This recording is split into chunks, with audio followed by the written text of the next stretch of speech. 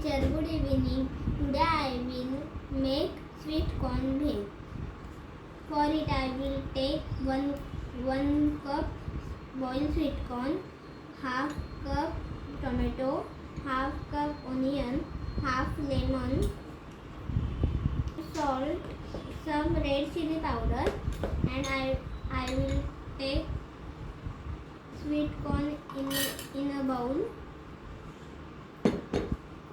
tomato in a bowl,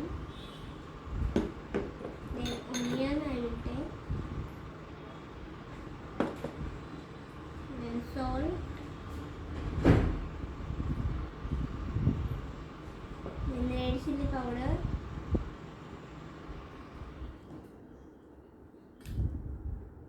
then lemon,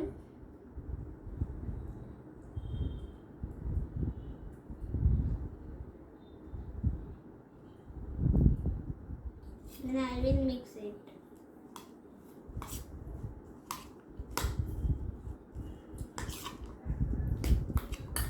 And then it is ready for eat.